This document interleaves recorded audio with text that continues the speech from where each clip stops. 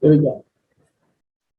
All right, this is Ed Zinnemann, and this is for Millionaire Possibilities, and I am so excited to have with you as far as my guest today. If you guys were at Millionaire Possibilities December, you know this man, Sean, and he's brought a great time of a message and a word to us that I've had a lot of great response back. So I've asked him to join us today for just a short little video. We're going to talk about the importance of vision.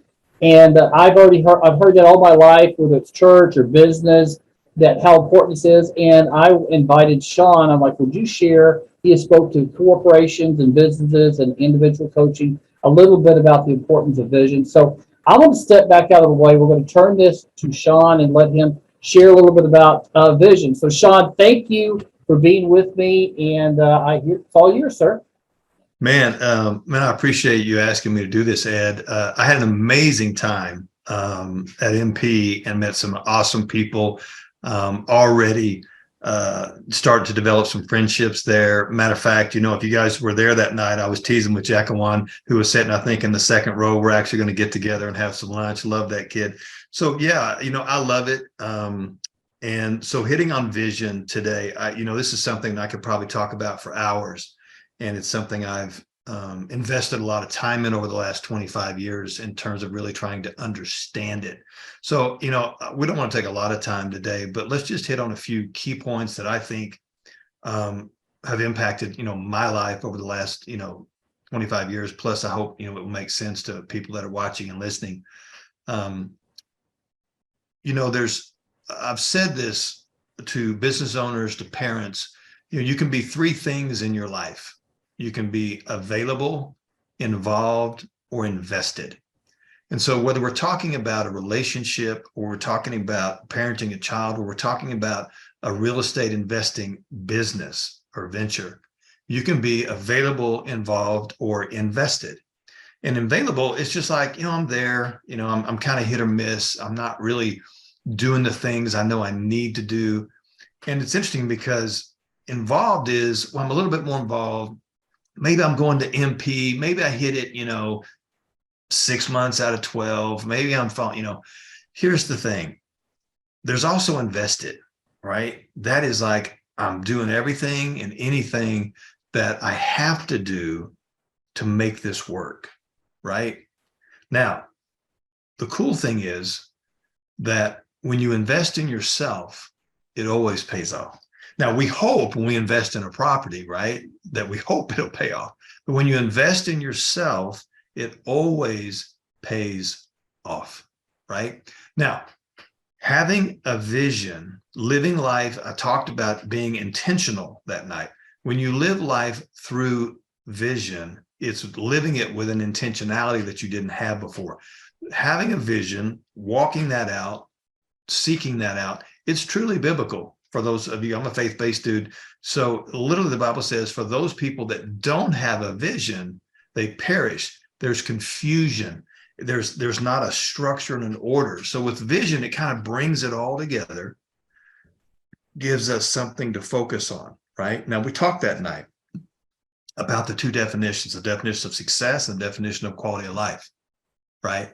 So when you answer those two questions and you write out those definitions, that will help you start putting together your vision plan. All right. Now, I've got a few little quotes, a few little notes I wrote down. I want to share some things that I've just learned over the years. If you want something bad enough, it will require something of you. And the reason why a lot of people, I think, struggle with living a life of vision is that they really don't want it bad enough. I think it may be an okay thing to invest in real estate, or, hey, I've heard it's a cool thing. I've heard it's a great way to build generational wealth. I've heard it's a great way for retirement. But if you don't really want it bad enough, you won't do the things, you won't lock into the things that it takes to be successful. And what ends up happening is it creates frustration and bitterness, right? So what you have to understand, it will require something of you. It will require something that you've never done before. Okay, it's going to require you to do things and walk through things and grow into things that you've never done before. And that's where vision comes in. Okay, so listen to some of these very wise people Helen Keller, most people have heard of her because she was a pretty powerful woman. She says the only thing worse than being blind is having sight but no vision. I've always loved that quote because it just hits me right between the eyes. Here's a woman that had to overcome so much, but she did it through vision of the heart, not of her body, but of her heart and mind. She said, I'm going to change lives. I'm going to make a difference. I'm going to leave a legacy. Jonathan Swift said, vision is the art of seeing what is invisible to others. You know, when I look at my life, my church I lead, my wife's and I, our foray into the real estate investing world heading into 23, you know, we have a vision of what it will look like for us to walk in that. And we start with that. We start with that picture that we create in a perfect world. If we were hitting on all cylinders, what would life look like? And then we start to reverse engineer and say, well, if December of 2023, I want my life to look like this, then what do I need to do in the fall of 23? What do I need to do in the summer of 23, in the spring of 23? What do I need to start doing next week, January 1? What different choices am I going to make? And so that's what a vision plan, that's what living with vision will do for you. Okay. Anthony Robbins, a lot of you guys have heard of him. He says, create a vision and never let, watch this now, never let the environment, other people's beliefs, or the limits of what has been done in the past shape your decisions. Ignore conventional wisdom. I love that because it reminds me of Roger Bannister, who had a vision to become the first person in history to run a 4-minute mile. He could see it and he kept getting so close and so close. He would run, 4:11, 4:07. And he kept saying, I'm just going to stick to the vision. I'm going to stick to the vision, because everyone would tell him, look, it's never been done before. It's humanly impossible for someone to run a sub 4-minute mile. And then you know what happened? Roger did it. He did it. And then in the next 12 months, there were dozens of people that did it. Why? Because they needed one person to show them it's possible. Now watch this. I'm going to read this to you. I want you guys that are going to watch this later to write this down. Be invest-minded. Okay. And what I mean by that is with every good choice you make, you're investing in yourself. Okay. That's going to be reading good books. Matter of fact, when we got on before we started recording, Ed was telling me about a book he's reading right now. I love the fact that, we have to be lifelong learners. When you're learning, it's like fuel to the vision, because what it does is it helps you with the limiting beliefs that will hold you back, that will cause you to step back in fear versus out in faith for your vision. So read good books, focus on the wisdom of other people that have walked before you. That way you don't have to learn and make all the mistakes yourself, right? Build strong relationships, get healthy, whatever you need to do to walk out your vision. Okay. So when I was 18, I created a vision board, big, huge cardboard. And I took magazines and cut things out, and it was sayings and pictures and all of that. And I have it to this day, 39 years later. Every once in a while, I'll pull it out and look at it, because I want you to understand that's the power of seeing something before it's a reality, and believing that, if I just get 1% better tomorrow than I am today, just 1%. And then I do that again the next day and the next day. By the end of the year, I've taken a really long journey that's pretty powerful. So I'm going to give you guys an exercise to do. And you can do this later. And it's just 2 questions. And I've been doing this for 25 years. And I always love the results that come from this. So here's the 2 questions. The first question is, if I had, and then you answer that question. And the second question is, I would, and answer that. Okay. Now, I started doing this in 2002 with a bunch of high school kids all over the country. And there were 2 responses I always share. And the first one was a kid said, if I had a Lamborghini, I'd get all the girls. Right. And so we all laughed and all that and had a good time. And then there was a kid that said, if I had my mom back, I would spend more time with her, because he had lost his mother that year. So this is a powerful exercise. I want you to dream big. I want you to not look at where you come from, where you're at now, I just want you to dream big and answer those 2 questions, because it becomes a starting point. I want you to have a radical vision. Because here's why. Radical vision requires radical solutions, which brings radical results. People with radical vision will be the ones that you're just like, I don't understand how in the market we had, how did you pull that off? Well, because radical vision makes you think outside of the box. It makes you look for solutions in places that most people would never look. That's the power of vision. Now, one of my favorite people to talk about is Walt Disney, okay? Because when I'm speaking to a room, like I did when I came to see you guys, if I was to ask the question that night, how many of you have ever been to Disneyland or Disney World? I get anywhere between 50 to 75% of the people, and I've done this for over 20 years. Never have I asked that question and had less than 50% of the people said they had visited the parks. Now, I said, well, how many of you have ever seen a Disney movie? Well, now every hand in the room comes up. How many of you own one, right? If we have kids, you've owned them. So here's my point. How powerful would it be that everywhere you went, you could ask someone the question, has my vision changed your life? And the answer be yes. Here's a guy that traveled the world studying all kinds of things before he ever launched into building Disneyland. He went to Italy to study how they make espresso because he wanted the espresso at the parks to be the best of the best. He was such a visionary. There were so many things that they created from scratch, never been done before, that the engineers were called, some of you may know this, us old school folks, they were called Imagineers because they were constantly living daily in a state of vision. Okay. So what I want you to understand is that this is where I've seen people struggle in vision and be successful in vision. I see people struggle in vision when their vision is about themselves. Self-centered vision will never work out the way you want it to. But a vision that is people-centered will always be fulfilling. Now, this is what I mean. If you invest in single family, right? Okay. When I coach realtors, this is what I help them understand. Because I see realtors, they'll say, oh, you know, I did $1 million in business, or I did 6 million this year, whatever. And my response to these guys when I would coach them is, that's great. How many families did you touch? How many lives did you touch?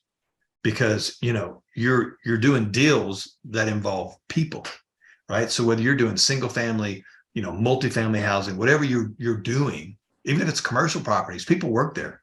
If you will focus and make part of your vision about the people that will be in the real estate that you purchase, come on, you got to catch this. When I'm looking at doing this, I want to say, look, I'm taking houses that will become homes where people are going to have memories there. They're going to have holidays. They're going to have babies. Things are going to happen. When we make it about that, it becomes so much easier to be radical in our vision, to be radical in our solutions, and be radical in our success.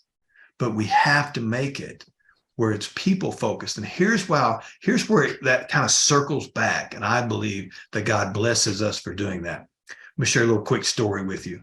I know Ed doesn't want to get me going too long, but you get me talking about vision, Ed. I'm telling you, man, you're going to have to hook me and pull me off.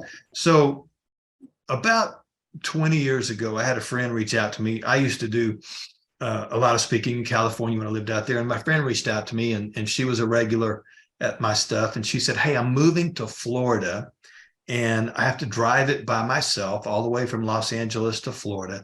And she said, would you do me a favor? Would you make me some cassette tapes? Come on, this is back in the day. Come on, old timers, back in the day when cassette tapes was the way. CDs weren't even out yet. So it was cassette tapes. I used to sell them for $5 after meetings. Anyway, so I made her 10 cassette tapes. And so she took those and she listened to them because she said, I just want you in my mind. I want you helping me with my mindset, this vision I have of moving across country. It's scary. There's a lot of fear there. And she goes, I need you to help me. Okay. So just like I have read John Maxwell and all these other people over the last 25 years, over 300 books, I've invested in myself. Why? Because I want to take their vision and help me grow my vision, right? So I did it, no problem.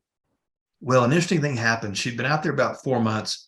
And one day I get a phone call, and it's from this guy. And he says, hey, he says, I'm dating so-and-so. And I was in her car the other day and I turned on the radio and she had your cassette tape playing. And he said, I own a company called Lead America. And I do conferences for high school and junior high kids all over the country. And I would like to hire you to be my leadership director. So here's what I want you to understand. I could have told her, oh, I'd love to, but I'm just busy and it's going to take me, oh gosh, I don't know. It'll take me 3 hours to do the tapes and I just don't have it, blah, blah, blah, blah, blah. But because I was so honored that she would ask me to do something like that, it was a privilege to do that for her.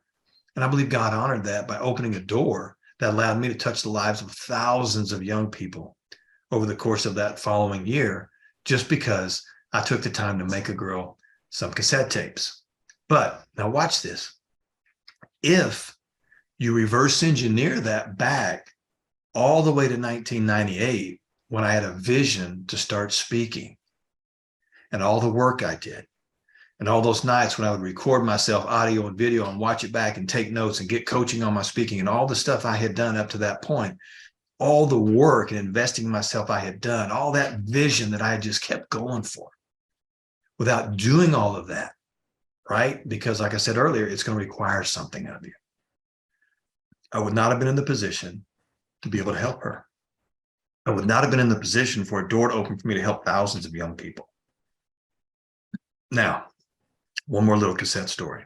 When I used to have a monthly Bible study in Los Angeles, I had 25 volunteers. And so I had trained them really well to work the meetings. And so most of the time they weren't even paying attention to what I was speaking about because they were too busy serving others.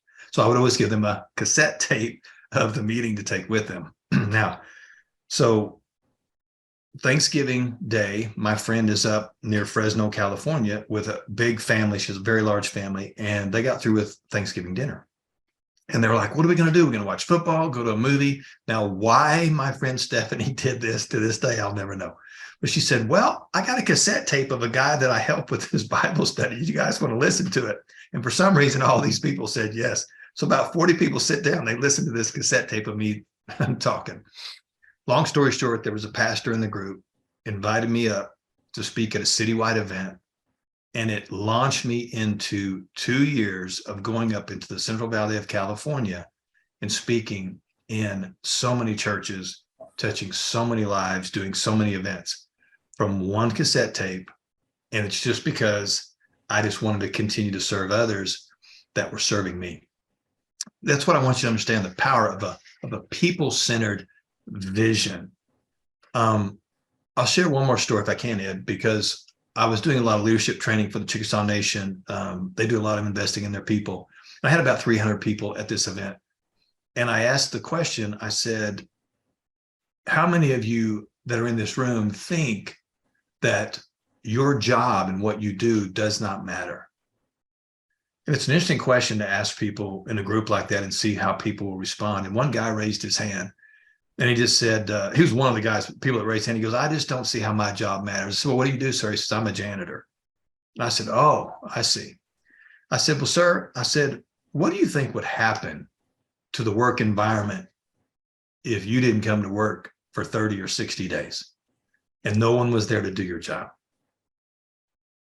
I said, do you realize how dirty the bathrooms would get and the office space and trash would be?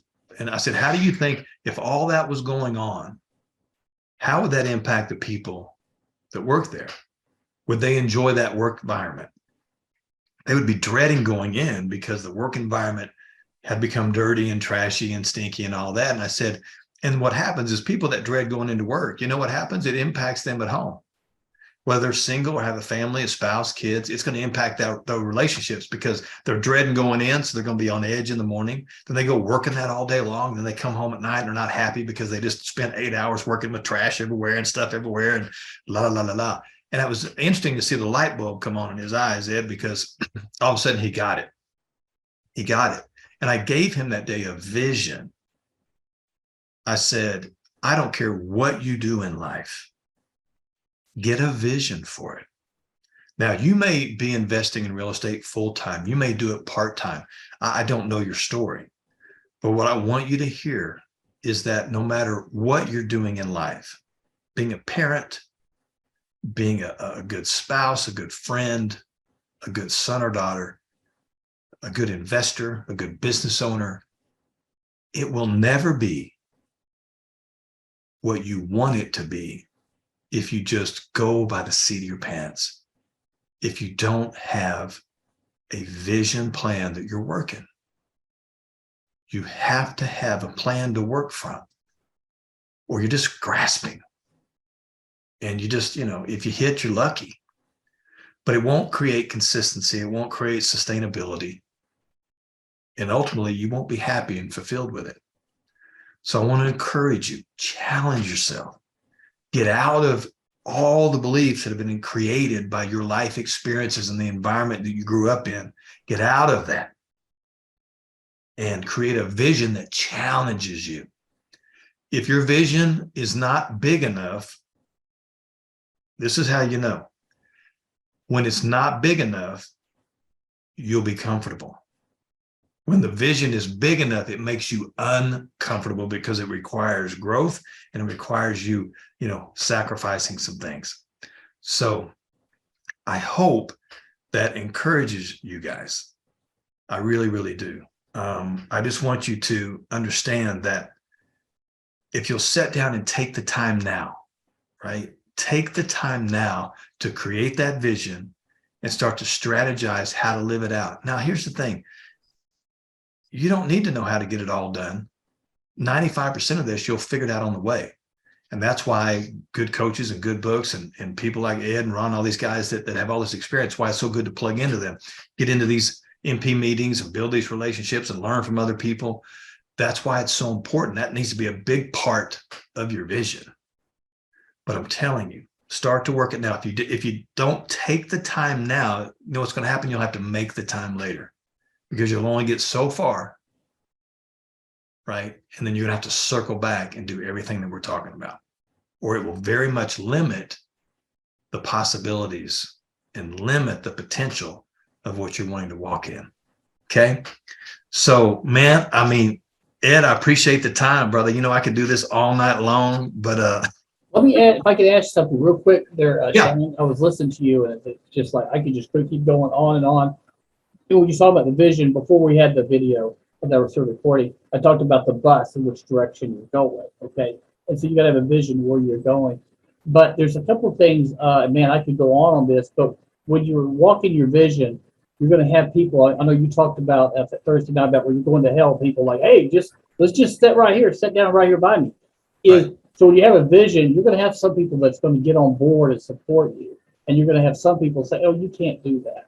And so I just want to encourage people, if you really know your vision, get people that line up with you, support you. And if you got a lot of people coming against you, they may be family, you can't just say never want to talk to you. But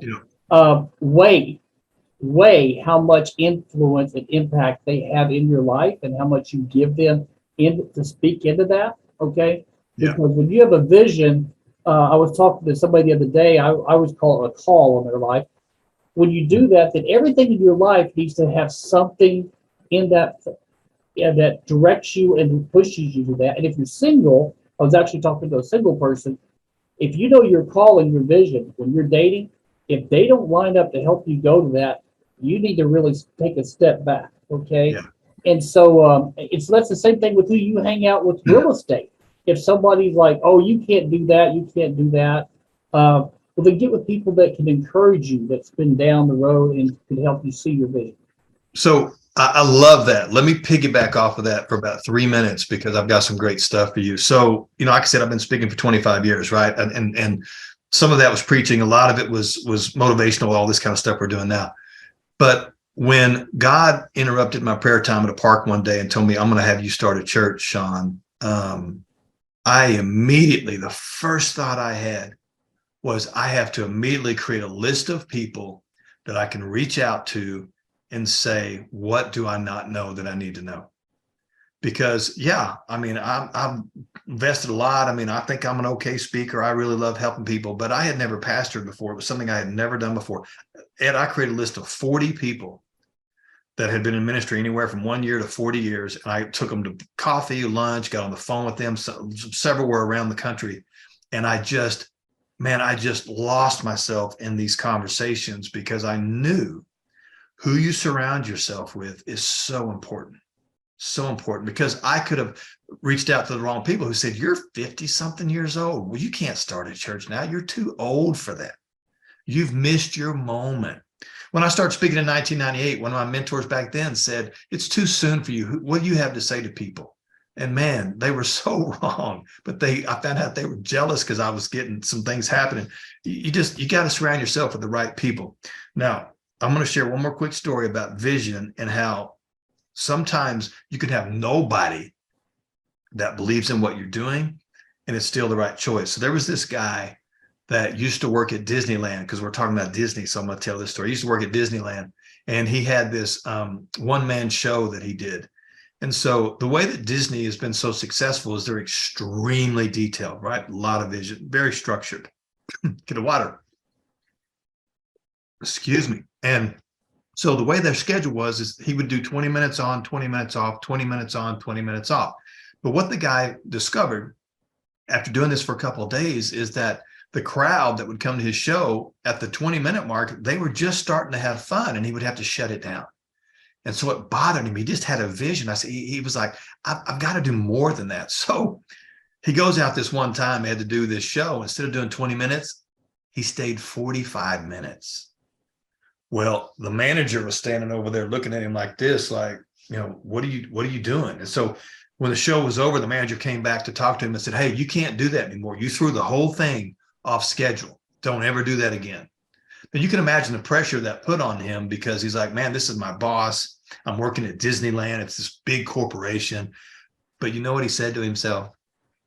Man, the people had so much fun. I had so much fun. He goes, I'm going to do that again. So he goes out the next time, and he's out there for like an hour. And there's two managers now. There's the manager and the guy above it, and they're doing this, and they're looking at him. And so he comes off, and they meet him in the back, and they say, look, we don't know what's going on with you, but if you do that again, we're going to let you go.